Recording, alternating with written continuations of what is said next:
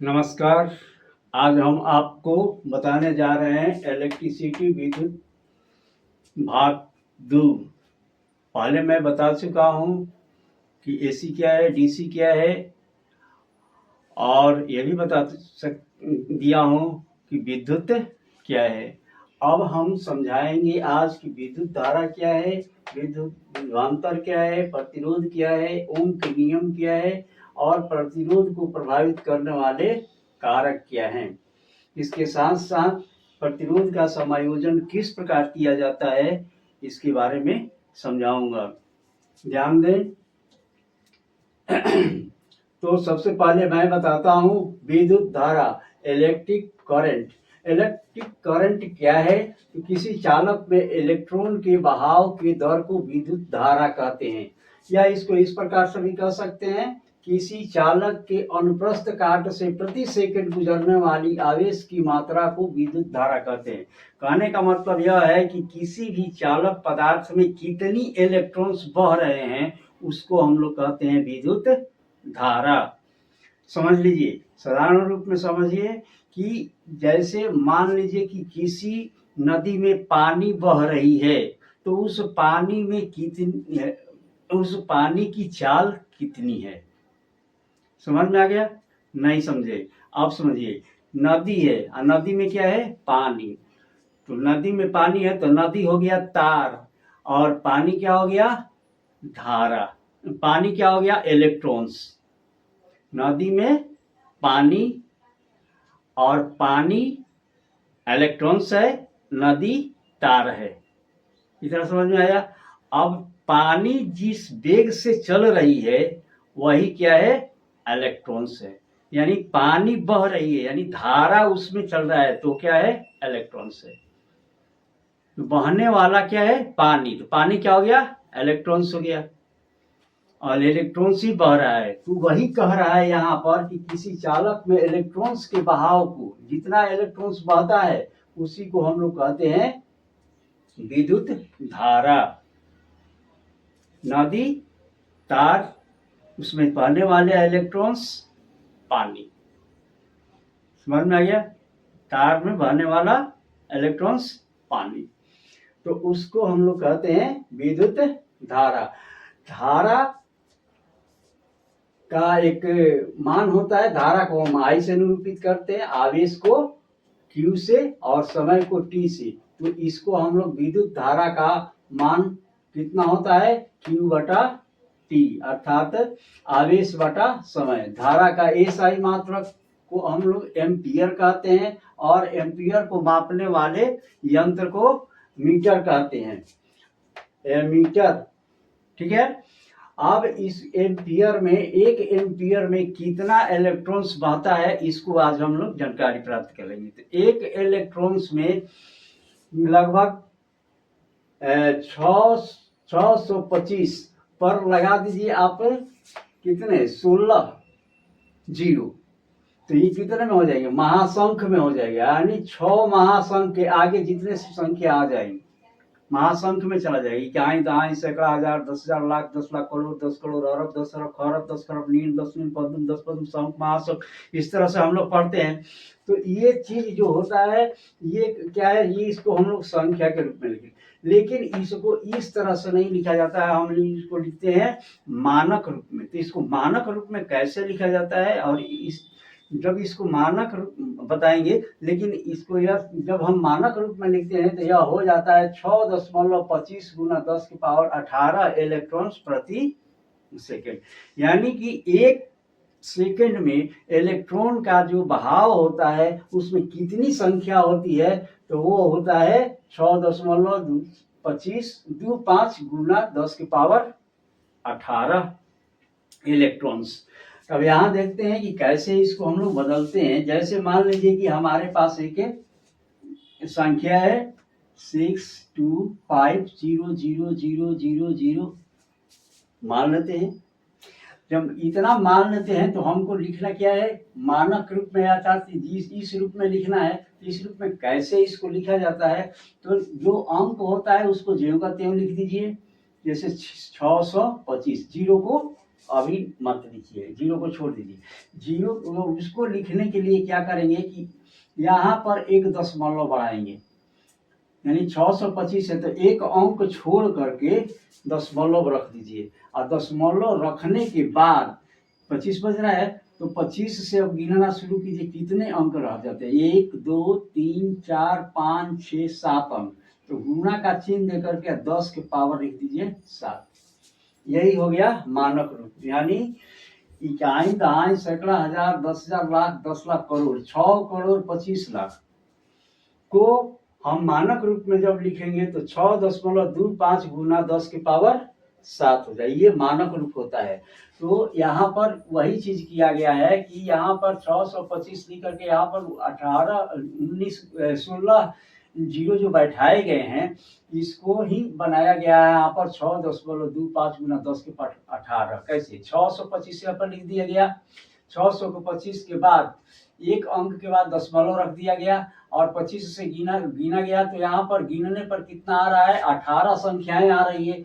1 1 2 3 4 5 6 7 8 9 10 11 12 13 14 15 16 17 18 18 आ गया तो 10 की पावर 18 कर दिए, मतलब 6.25 गुना 10 की पावर 18 इलेक्ट्रॉन्स एक एम्पियर में बहता है। यदि 1 एम्पियर का झटका लगता है हमारे शरीर में तो समझ लीजिए कि इतने इलेक्ट्रॉन्स हमारे शरीर में प्रवेश करके धरती में चले जाते हैं। अब आगे बढ़ते हैं। आगे ये मीटर समझ गया, इसके मापने वाले यंत्र को इसके मापने वाले यंत्र को एमीटर कहते हैं। यह बताता है मीटर की कितना इसमें इलेक्ट्रॉन बाहर आया था, कितनी धारा चल रही है। अब आते हैं विभवांतर। विभवांतर क्या है, विभवांतर है इलेक्ट्रॉन्स को चलाने वाला शक्ति अर्थात वोल्टेज। विभवांतर को ही हम लोग वोल्टेज कहते हैं। जिस वेग से वह चल रही है, तो किसके वेग से चल रही है, तो वोल्टेज के वेग से इलेक्ट्रॉन्स आगे बढ़ती है, माने इलेक्ट्रॉन्स को आगे बढ़ाने वाली शक्ति जो है वह क्या है, वोल्टेज। तो चालक पदार्थ में इलेक्ट्रॉन को आगे भेजा जाता है जिसे वोल्टेज कहते हैं। इसकी इकाई वोल्ट है, इसको मापने वाले यंत्र को वोल्ट मीटर कहते हैं। यानी कि वोल्ट जो होता है, इलेक्ट्रॉन स्थिर है और उसको ढकेलने का काम करता है वोल्ट। इलेक्ट्रॉन स्थित है, स्थिर रहता है, और जैसे ही वोल्ट आएगा वह उसको धक्का मारेगा, और धक्का मारेगा तो वह आगे की तरफ बढ़ेगा। यही वोल्ट का काम है। वोल्ट धारा को आगे बढ़ाता है, यानी कि इलेक्ट्रॉन्स को आगे भेजता है, भेजने के काम करता है। अब होते हैं प्रतिरोध। प्रतिरोध क्या है, प्रतिरोध रुकावट को कहते हैं। जहां रुकावट होती है उसको हम लोग प्रतिरोध कहते हैं। किसी चालक में धारा को बहने के रुकावट आती है तो प्रतिरोध कहलाता है। इसका इकाई ओम होता है और इसका प्रतीक आर कहलाता है। अब समझते हैं कि चालक में धारा के बहने वाले रुकावट क्या है, यानी क्या रुकावट होती है। जैसे आगे बढ़ता है तो तार में प्रतिरोध उत्पन्न होते हैं। जिससे मान लीजिए कि हम पानी आगे से बह रही है, पानी बह रही है नदी में, और कहीं पर पुल आ गया, बांध आ गया, तो बांध आ गया तो हम पानी क्या होगा, जाम हो जाएगा। पानी की धारा में क्या हो जाएगी, रुकावट हो जाएगी। वोल्ट वही है, धारा वही है, पानी तो आ रही है उसी वेग से, लेकिन यहाँ पर क्या हो गया, धारा रुक जाएगी। और कहीं से लीकेज हो गया, कहीं पर लीक हो गया, तो वहां से धारा जो निकलेगी वो कैसे निकलेगी, थोड़ा थोड़ा निकलेगी, यानी कम निकलेगा। तो वहां पर उसको कहा जाएगा प्रतिरोध। जैसे ही धारा आगे बढ़ेगी, पुल के पास आएगी, पुल के पास धारा का रुकावट हो जाएगा, ये हो गया प्रतिरोध। और लीकेज, जहां पर लीकेज पाया वह धारा आगे की तरफ बढ़ा, वह लीकेज कम हो गया, अर्थात लीकेज कम हो गया तो धारा कम हो गया। वोल्टेज वही है लेकिन धारा क्या हो गया, कम हो गया, तो उसको बोलते हैं हम लोग प्रतिरोध। समझ में आ गया। या मान लीजिए कि हमारा नल है, नल है, उसमें हमेशा पानी आता है, अच्छी तरह से पानी आता है, पानी ठीक से आ रहा है, लेकिन कुछ दिनों के बाद हम देखते हैं कि पानी बहुत कम आ रहा है। तो कम होने का मतलब क्या है कि नल कहीं ना कहीं जाम है।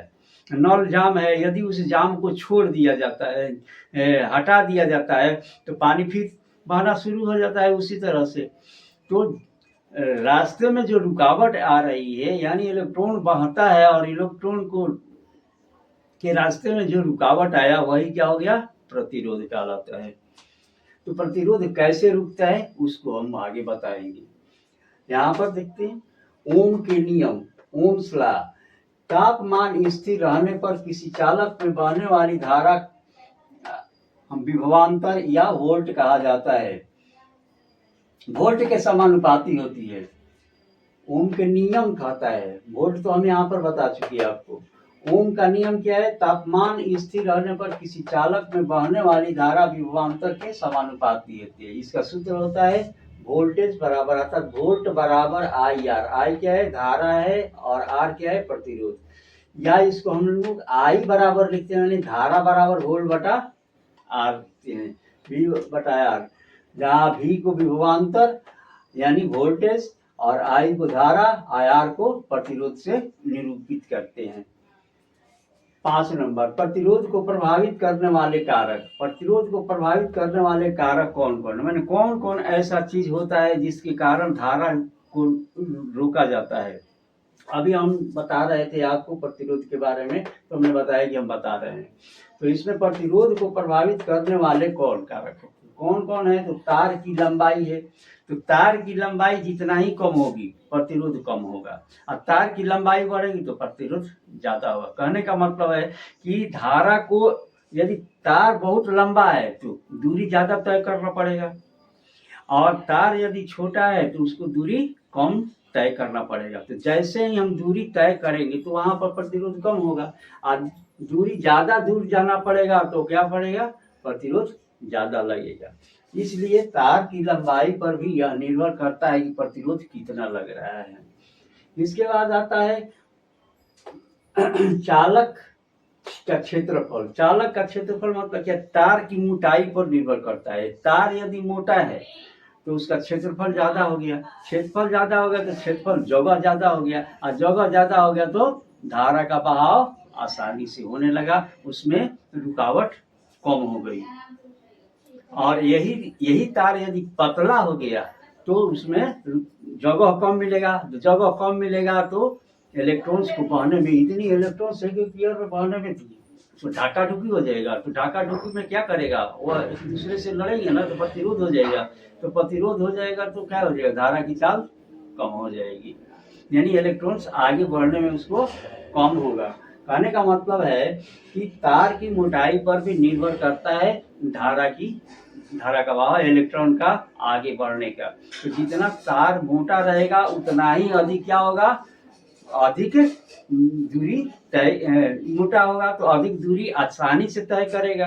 धारा वही रहेगी, धारा का मान रहेगा, प्रतिरोध घट जाएगा। लेकिन तार यदि पतला कर दिया जाएगा तो उसका प्रतिरोध क्या हो जाएगा, घट जाएगा, प्रतिरोध बढ़ जाएगा।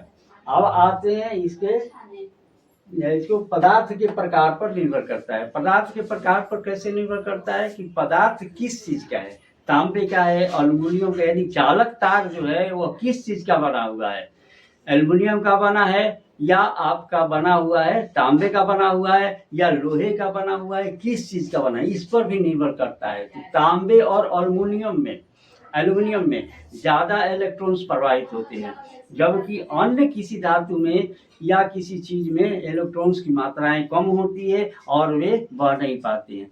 जैसे मान लीजिए कि ये प्लास्टिक है, तो प्लास्टिक क्या होता है, इंसुलेटेड होता है, इसमें अचालक कुचालक होते हैं क्योंकि इसमें धारा प्रवाहित नहीं होती, इसको धारा को प्रतिरोध इसमें बहुत ज्यादा है।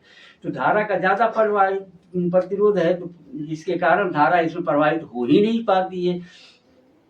तो इसको इस तरह से इस पर भी निर्भर करता है कि पदार्थ किस चीज का बना हुआ होता है। यही कारण है कि धारा जो तेज चलानी है तो हम या तो तांबे का तार यूज करते हैं और नहीं तो एल्युमिनियम का तार यूज किया जाता है। इसके बाद तापमान का मतलब होता है कि तापमान यदि बढ़ेगा तो प्रतिरोध भी बढ़ जाता है। आगे इसको संक्षेप में समझते हैं।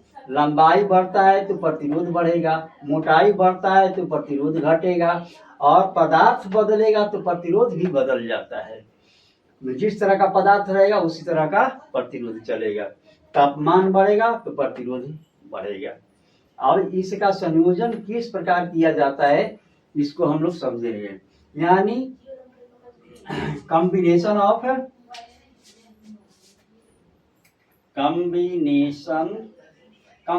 ऑफ रेजिस्टेंस, प्रतिरोध।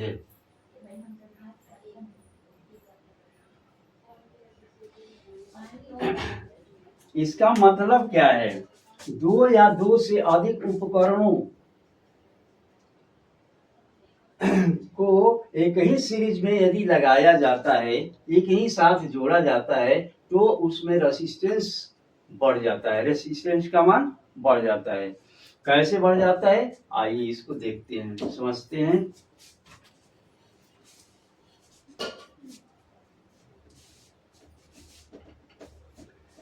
देखिए, ये हो गया हमारा बैटरी, और यहाँ पर हो गया हमारा ये धन ध्रुव, और ये हो गया ऋण ध्रुव। बैटरी में यहाँ से एक तार निकाल दिए, यहाँ से एक तार दिए।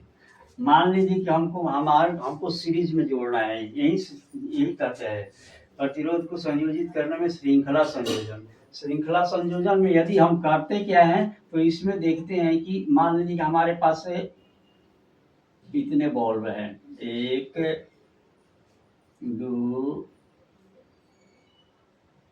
3 4 5, मान लीजिए 5 गो बॉल है, हम एक ही से क्या कर रहे हैं, जला रहे हैं, एक ही साथ सीरीज में चला रहे हैं। तो सीरीज में जला रहे हैं तो इसको ऐसे जोड़ते हैं,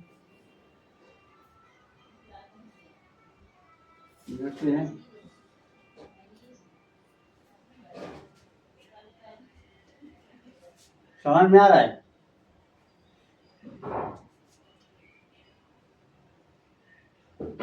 यहाँ से जोड़ दिए, और यहाँ से ले जाकर के इसको ले रही कि यहाँ को जोड़ दिए, तो ये परिपथ बन गया। और परिपथ बन गया तो इसमें वोल्टेज तो वही है, जितना, जैसे मान लीजिए कि 1.5 वोल्ट का ये है हमारा, माना 1.5 वोल्ट का यदि है बैटरी, तो 1.5 वोल्ट इसमें भी, इसमें भी, इसमें भी, इसमें भी, इसमें भी, लेकिन इलेक्ट्रोन क्या हो जाएगा, बढ़ जाएगा। धारा क्या हो जाएगी, चाल कम हो जाएगी। इसमें आया तो इसमें से निकल करके ना इसमें आएगा, फिर इसमें से निकल करके इसमें आएगा, फिर इसमें से निकल कर इसमें, फिर इसमें से निकल कर इसमें, तो जगह रुकते रुकते रुकते रुकते जो जा रही है। इसलिए सब बॉल का जो लाइट होगा वो क्या होगा, कम होगा, यानी प्रतिरोध क्या होगा, यहाँ पर बढ़ जाएगा। यदि हम इसको R1 मान लेते हैं, इसको R2, इसको R3, इसको बोलते हैं R4, इसको मान लेते हैं R5, इसको मान लेते हैं, तो R1 R2 R3 R4 R5 यदि मिला लेंगे तो R बराबर क्या होता है, R1 plus R2 plus R3 plus R4, इतना हो जाएगा। तो इसका रेजिस्टेंस कितना बढ़ गया, 1 2 3 4 5, 5 4 9 10 11 12 13 14 15 ओम्स इसका क्या हो गया, रेजिस्टेंस बढ़ गया। तो इस 15 ओम्स रेजिस्टेंस बढ़ने से क्या हो गया, इसका प्रकाश धीमा हो गया, कम हो गया। अब पढ़ते हैं समांतर संयोजन, यानी पैरेलल कॉम्बिनेशन।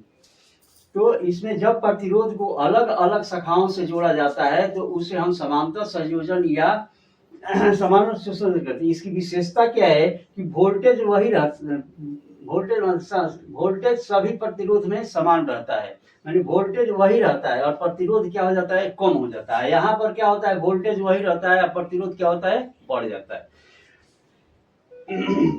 श्रृंखला संयोजन में प्रतिरोध बढ़ जाता है और समांतर संयोजन में वही रहता है, इसमें कम नहीं होता है, यानी प्रतिरोध कम हो जाता है, वोल्टेज वही रहता है। इसमें वोल्टेज वही रहता है, प्रतिरोध बढ़ जाता है। अब आते हैं, इसको हम लोग जोड़ते हैं। तो किस तरह से इसको जोड़ा जाएगा, मान हमारे पास कितने बॉल्ब है, 5 बॉल्ब, चाहे 4 बॉल्ब, 1 2 3, मान लीजिए 4 बॉल्ब है, 4 बॉल्ब। अब हम इसको इस तरह से जोड़ते हैं, यहाँ से निकालते हैं तार, और यहाँ से इसको निकालते हैं तार, यहाँ से ये इससे जोड़ दिए, ठीक है। यहाँ से ये तार जब निकला यहाँ से, तो ये तार फिर यहाँ से जुट करके इसमें चला गया, फिर यहाँ से यहीं से निकला और चला गया इसमें।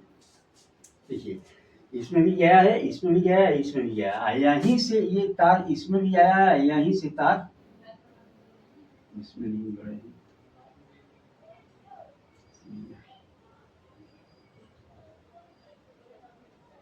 यहीं से तार यहाँ से तार इसमें आ गया, यहीं से तार इसमें आ गया, यहीं से तार इसमें भी आ गया, सब अटैच हो गया, सब एक दूसरे से अटैच हो गया। अब देखिए, अब इसमें जब वोल्टेज देंगे तो जितना मात्रा में ये जलेगा उतना ही मात्रा में ये भी जलेगा, यानी कि पहले से यह क्या होगा, इसकी प्रकाश तेज होगी, इसका प्रकाश तेज होगा, वोल्टेज वही है, प्रकाश लेकिन तेज है। क्यों तेज है? इसलिए तेज है कि इसको यहाँ से डायरेक्ट यहाँ से भी अलग से मिल रहा है, इसको भी यहाँ से अलग मिल रहा है, इसको भी यहाँ से मिलेगा। उसमें क्या था कि जब हम बनाए थे इस तरह से, जब बैटरी इस तरह से हम बनाए थे, यहाँ पर भी, यहाँ पर क्या होता है, यहाँ पर भी हम लोग बॉल बनाए थे, यहाँ भी बॉल बनाए थे, यहाँ भी बॉल बनाए थे, यहाँ भी बॉल बनाए थे। तो इस तरह से इसको इसमें डालते, इसे डालते, इसे डालते, इसे डायरेक्ट इधर से जाकर के इधर से ऐसे जुट जाता था। तो इसमें तो जलता था, लेकिन क्या है, कम वोल्टेज लगता था, यानी कि कम प्रकाश देता था। इसमें क्या देता है, अधिक प्रकाश।